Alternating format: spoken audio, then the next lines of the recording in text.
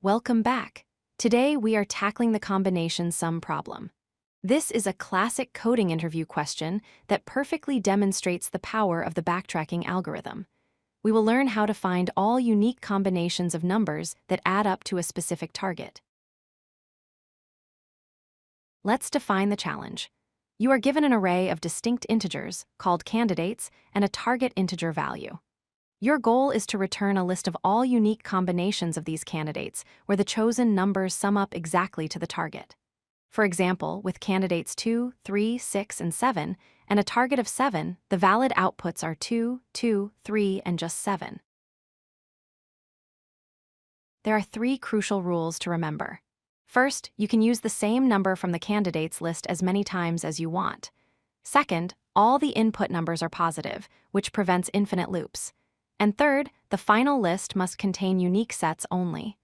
The set 2, 2, 3 is considered the same as 3, 2, 2, so you should only return one of them. The best way to solve this is to visualize it as a tree. We start with our target value.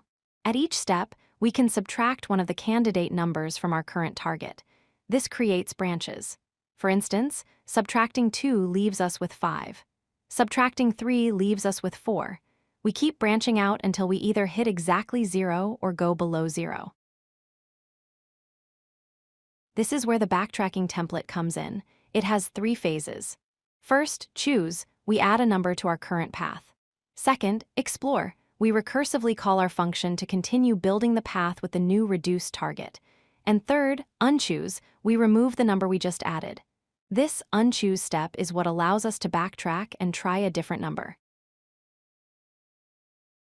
To ensure we don't generate duplicate sets like 2, 3, and 3, 2, we use a simple trick. We pass a start index to our recursive function.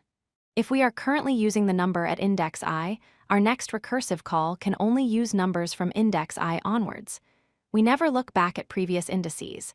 This forces a specific order and guarantees uniqueness. Every recursive function needs stopping conditions or base cases. We have 2 main ones here. If our target becomes exactly 0, we have found a valid combination. We save the current path. If our target becomes less than 0, it means we overshoot. This path is invalid, so we stop and return immediately. Here is the structure of our solution.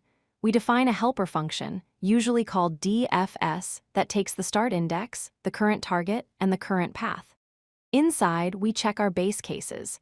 Then, we loop through the candidates starting from our past index.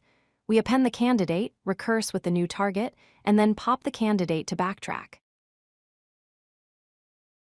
Be aware that this algorithm has exponential time complexity. In the worst case, the number of operations grows rapidly as the target increases or the candidates are small. The space complexity is determined by the maximum depth of the recursion stack, which is roughly the target divided by the smallest candidate. To wrap up, remember that combination sum is all about exploring possibilities using backtracking. The key to success is managing your start index to prevent duplicates and correctly defining your base cases to stop the recursion. Master this pattern, and you will be ready for many similar problems like subsets and permutations. If you like this video, hit that like button and don't forget to subscribe. Visit codelucky.com for more such useful content.